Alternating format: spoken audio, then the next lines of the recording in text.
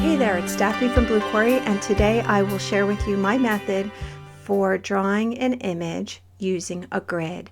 Now, I am using my iPad with a reference image, and I will show you the app that I use to create a grid on that. And in part 2, I'll show you how I use that grid to make my sketch.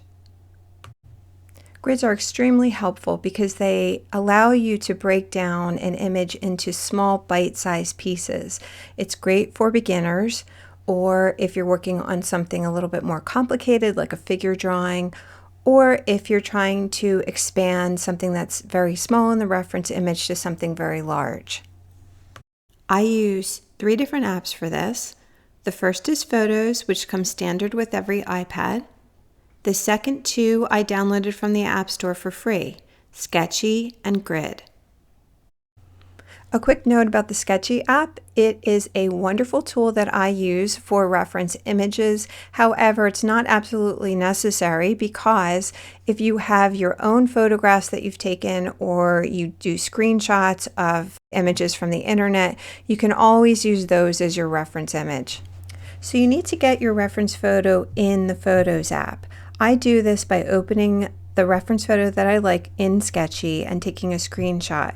You can also take a screenshot on the internet or take a photo using the actual iPad camera. So once you have your screenshot or your image, you'll go ahead and open it in Photos. It automatically goes there once you do take a screenshot. And then click on the edit icon. It looks like 3 little sliders, although it may be in a different location on your version. Next, you'll click the crop icon and then the aspect ratio icon. The option you choose here will depend on the format of your watercolor paper. In this case, my sheet is 6 inches by 9 inches, and so with simple math or fractions, reducing that fraction, 6/9, it simplifies down to 2/3, and so that's the option that I choose for the aspect ratio. If I were working on a 6x6 sheet, which I sometimes have in my journals, or 9x9, I would then choose square. Next, I like to adjust the scale and the position of my image inside that window that I just created. You want to keep in mind that there will be a little bit of a border around the edge of your painting normally if you're planning on taping it down or framing it. If it's just in a journal, you may want to create a little border area around it. So keep that in mind when you're placing your image within that frame, because that will be included in your grid. So if you want some white space in there, be sure to allow for it. So I am shifting my image around a little bit, trying to decide where I want his body to sit on the paper. So once I have that set up, I go ahead and save and can now open the image within my Grid app. The app opens to the last image I was working on, so I just need to go over to the file icon in order to open the last image that I saved. I click on the settings button, and now comes the time to set up the grid.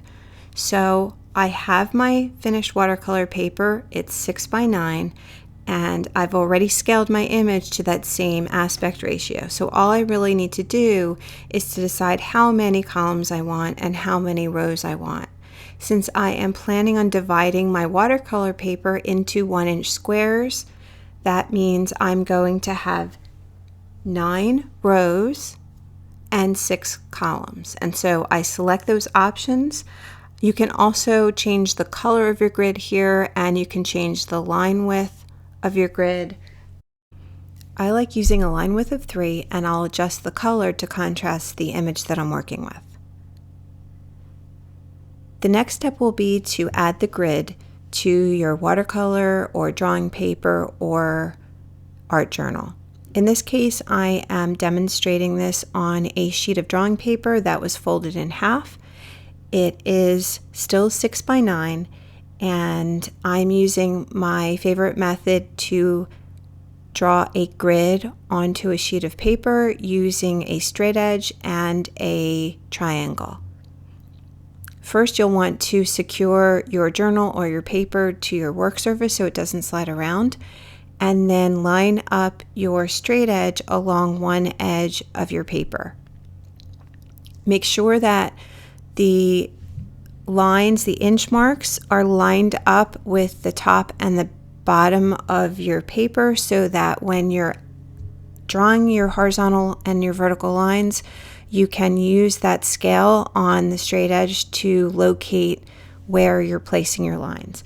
So I start by drawing my horizontal lines at 1-inch increments, running down the paper. I'm using a light touch with my pencil, and I'm drawing the line completely from the left edge to the right edge.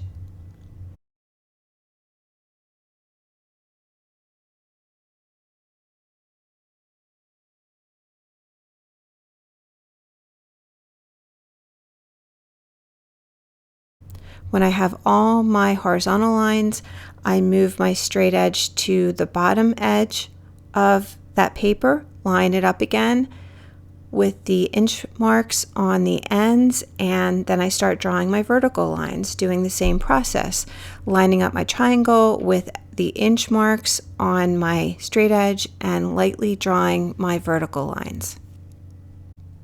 One thing I want to mention with regard to my reference image, I shifted the image over to the right side of the window, and so I ended up with a strip of blank area on the left. You'll see that column of black, and that's fine in this case because I can just extend those color bands on the steps over to fill that space on my finished piece. It also leaves a little bit of room for that border that I talked about. So as long as you can sort of fill in the details or you have room on your border, you do have a little bit of leeway with your image placement. In my opinion, the only tricky part about using a grid for drawing is figuring out exactly how to get the reference image grid the same as your finished grid. But there's a simple process to do that. So here are the steps I use that can make this work for just about any size artwork. I always start with my canvas first and measure the length, left to right, and the height, top to bottom. That gives me my aspect ratio. In the example I used here, my paper was 6 inches wide by 9 inches tall. 6 to 9, which simplified to 2 to 3. So that was what I entered for the aspect ratio when I cropped my reference image on my iPad. The next thing I did was decide on the size of my grid squares on my canvas. That will determine the number of rows and columns my grid will have. For smaller canvases, I like to use 1-inch squares because it's easy. Of course, if you're creating art that's much larger, like a mural, you'll probably want to make a grid with larger squares. 1-inch squares on a 6x9 canvas equates to 6 columns and 9 rows.